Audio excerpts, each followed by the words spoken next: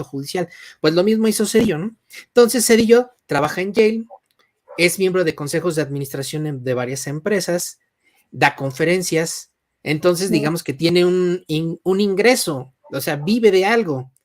Poco o mucho, nos puede gustar, no nos puede gustar, trabaja, por ejemplo, para las personas a las que les vendió Ferrocarriles Nacionales de México, bueno, pero el chiste es que el señor tiene un ingreso producto de una actividad laboral. Bueno, Vicente Fox, por mucho que nos caiga gordo y por mucho que tuitee tarugada y media todos los días, un día sí y el otro también, vive de las ganancias que le da Rancho San Cristóbal, es un ingreso producto de una actividad laboral. Bueno, Felipe Calderón, con todo y que se haya sentado ilegalmente en la silla presidencial durante 6 años, da conferencias, tiene ahí sus 2, 3 libros escritos, da clases de repente, o sea, tiene un ingreso producto de una actividad laboral. Calderón. Pero Peña Nieto no trabaja. No, nada, no, pero ya es empresario, Ron. ¿Cómo le hizo?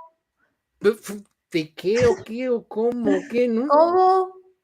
O sea, pero tú lo ves y de qué tipo de fotos se ven de Peña Nieto, ¿no? Se ven en puro evento social. Ajá, en Italia, o sea, además. Sí, y en Europa, que no es nada barato vivir allá. Peña Nieto no trabaja así como sí lo hacen los otros, ¿no? Ya te los nombro uno por uno. O sea, sí tiene una actividad productiva, pero Peña Nieto, ¿qué hace? Y ya lo dijo, voy a vivir de mis ahorros. Y yo me acuerdo cuando le escuché eso, yo dije, ¿cuánto dinero puedes tener ahorrado como para decir, pues voy a vivir de mis ahorros? Ahora, estamos hablando de que Peña Nieto todavía es un hombre joven, que ¿Sí? tiene 54, como 54. 55. Sí, porque ahí se va con la edad de mi mamá. Me acuerdo que cumple 50, también en julio. 55 años tiene Peña Nieto. Igual, O sea, 55. No es un viejito, ¿no? No. Por ejemplo, no es alto mayor, como ya son, por ejemplo, Salinas y Cedillo, ¿no? Que ya. Ajá. O Fox. No, Que Peña ya Nieto es son. un hombre joven. Sí. Que además terminó de su mandato a qué edad, a los 51. Más o menos. 51. Entonces, nada más voy a compartirles, voy a leer esta rápidamente, esta nota de Animal Político que publicó hoy, que es sobre la indagatoria que tiene la UIF en su contra para que se den una idea de cómo es que este señor Peña Nieto tiene este dinero para vivir de lujo allá en España, ¿no? Como dice Rode, ¿de dónde salieron sus ahorritos para vivir en Madrid? Fíjense, rápidamente. Dice así, la investigación de la Unidad de Inteligencia Financiera por presuntas operaciones con recursos de procedencia ilícita que favorecieron al expresidente Enrique Peña Nieto implica a una empresa en la que también participan una de las hermanas del exmandatario y su cuñado, Verónica Peña Nieto y Juan José Chimal Velasco. Tanto el expresidente como estos dos familiares son accionistas de Impulsora Agrícola La Laguna. Esta compañía es una de las dos aludidas la semana pasada por Pablo Gómez, titular de la UIF, durante su exposición sobre la indagatoria contra Peña Nieto. La otra es Plastiestéril, aunque esta firma dejó de ser propiedad de la familia en los 90. A la investigación de la UIF se suma que el cuñado del expresidente es tesorero de una empresa, Productores FCB, que en el sexenio pasado, recibió apoyos para el campo de un programa federal y desvió 33.9 millones de pesos de acuerdo con una revisión de la Auditoría Superior de la Federación. Durante la revelación del caso la semana pasada, Pablo Gómez dijo que están en la mira 2 empresas constituidas por Peña Nieto y sus parientes, aunque no especificó los nombres. Animal Político confirmó mediante documentación del Registro Público de la Propiedad y de Comercio que una de ellas es Impulsora Agrícola, La Laguna, SPR-DRI, constituida en 1988, y la otra, Plasti Estéril, SADCB, constituida en 1991. Existen indicios de que Plasti Estéril dejó de ser propiedad de los Peña desde la década de los 90, pero en Impulsora Agrícola La Laguna continúan figurando como accionistas el propio expresidente, su hermana Verónica Peña, su cuñado Chimal Velasco y el hijo de estos, Juan José Chimal Peña, así como otros parientes entre primos, tíos y sobrinos, según los registros. ¿Qué tal? Pues llama la atención que estas dos empresas, las dos, fueron fundadas en año electoral, Ajá. 88 y Y en 91. 90. Sí, sí, sí, Sí. sí, o sea, eso está, eso Es- está Ajá. raro, ¿no? En Sí, año, sí. qué casualidad que en año electoral se fundan estas dos empresas, las dos. Dices, como que aquí hay algo más que revisar, ¿Y esas porque sí, elecciones quién las ganó, Ro? el 88 fue cuando el fraude de Salinas, ¿El PRI? Ujú, ajá, el PRI, y en el 91 fue una elección intermedia, o sea, es ujú, cuando se renueva la Cámara de Diputados, cuando se renuevan algunas gubernaturas, así son las elecciones intermedias, ¿no? ujú. Pero recordemos que el poder plenipotenciario del PRI venía no nada más de la presidencia, sino de los gobiernos estatales, entonces, por eso llama la atención. Ya en ese tiempo, ya se empezaba a fraguar, no sé si ya se había fundado, déjame ver así rapidísimo, ya se había fundado el IFE. A ver, Mm, espérame aquí. Muchas gracias a todos los que están por aquí. Gracias a mi querido David Cuculcán, Alex Villanueva, Silvestre Blanco, mi querido Rafi Rafita Yuyin, que también anda por acá, a Aje Caballero, a Francis Lizama. Gracias, querida audiencia, por estar aquí. Ayúdenos, por favor, con su like y a compartir la transmisión, por favor. Sigan comentando que, aunque no lo crean, aquí ando con un ojo a lo que nos dice Roy y otro ojo al chat. Sí, el IFE, Instituto Federal Electoral, se funda el 11 de octubre de 1990, un año antes de la elección intermedia de 1991 y un año antes de que se fundara esta segunda empresa. ¿Por qué es importante? Porque cuando un partido político recibe dinero de una persona física, o sea, una persona de carne y hueso como tú, como yo, como cualquiera de los que están aquí en nuestra amable audiencia, pues se ve extraño, como que, pues cómo, ¿no? Por eso es que una de las medidas que se implementaron en el sistema de administración tributaria, hablando de donaciones, fue precisamente la limitación de estas donaciones para personas físicas. Para personas morales, o sea, para empresas, no tienen límite en donaciones, ¿no? Pueden seguir donando como normalmente lo hacen. En el ámbito electoral es muy parecido, ¿no? Que te done un individuo, pues está medio raro, y más si es una cantidad de dinero importante. Pero si lo hace una empresa, se sobreentiende que una empresa tiene ingresos económicos muy importantes, entonces no se ve extraño, no da algún tipo de señal extraña de que, es que esta empresa, ¿no? Pues es una empresa, pues es normal. Entonces, que me llama mucho la atención. Se fundan estas dos empresas, las dos en año electoral, en el 88, fraudulenta, y en el 91, donde un año antes se funda la institución que va a organizar las elecciones y que dicho sea de paso, no fue por un gesto democrático del gobierno en turno.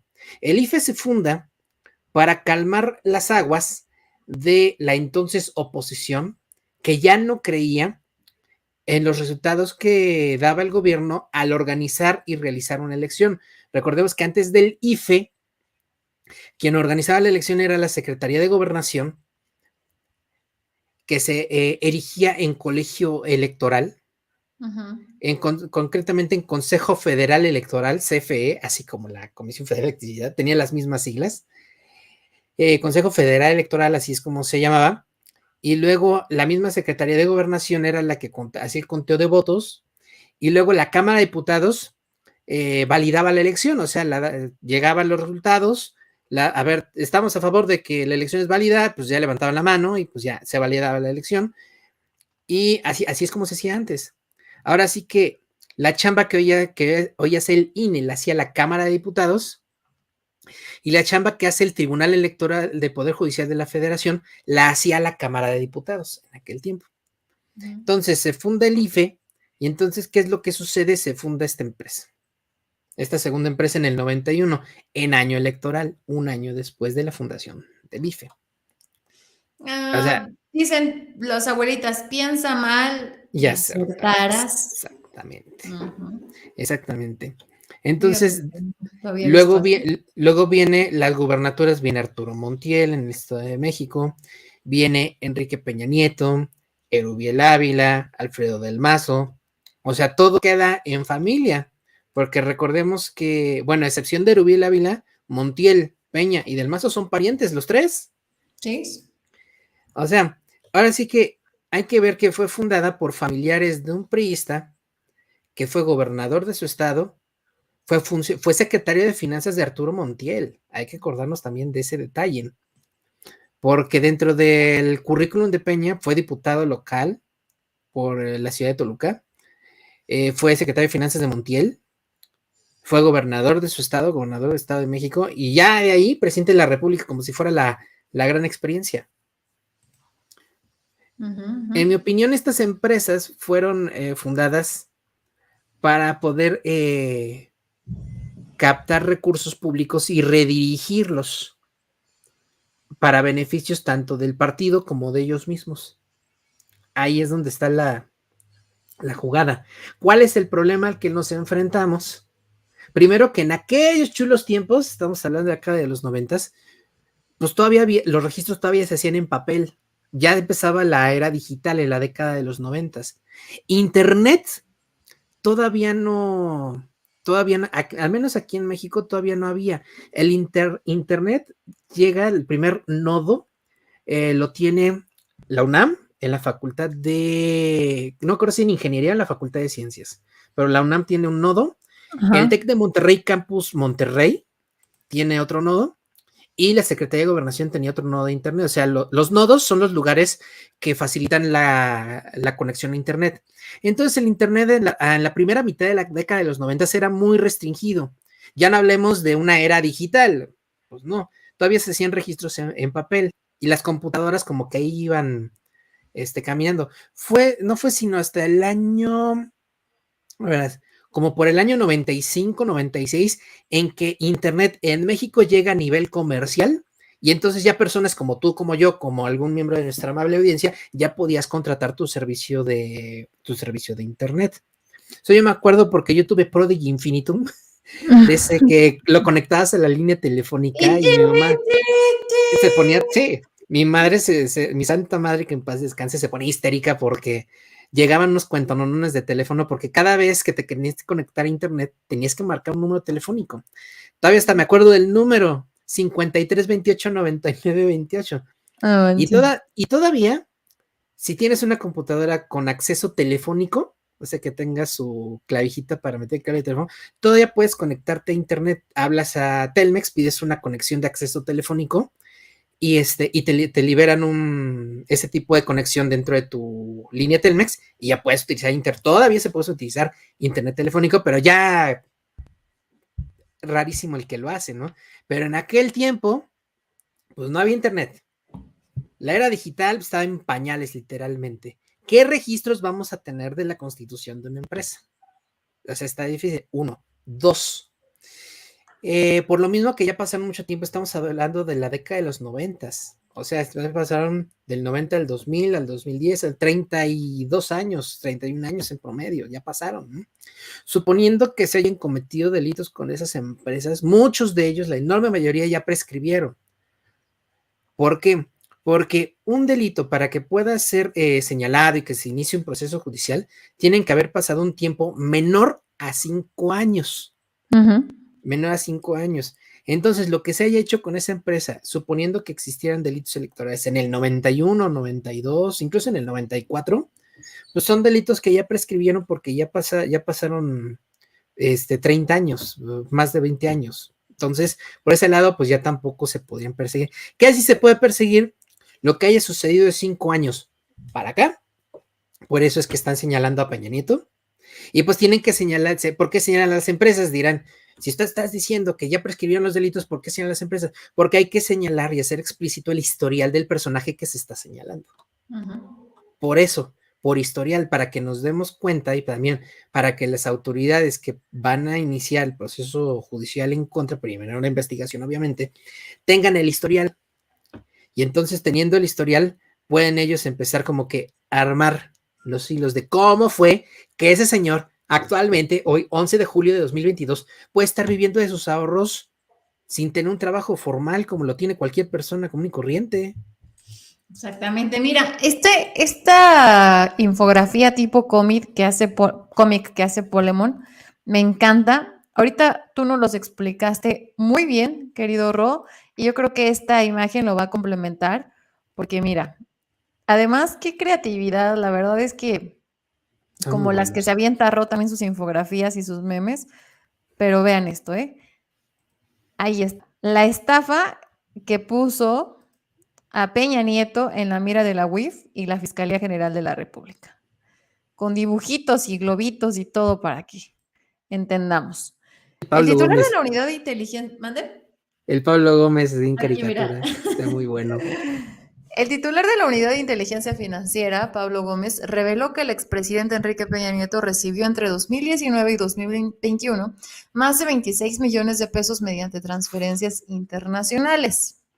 Miren ahí Peña Nieto navegando hacia España con un chingo de dinero.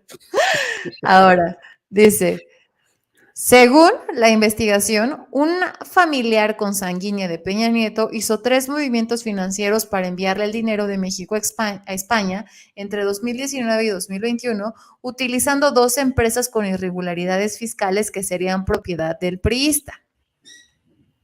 Por si fuera poco, la UIF detectó que su familiar hizo otros retiros financieros por 189 millones de pesos y depósitos bancarios por 47 millones de pesos entre los años 2013 y 2022.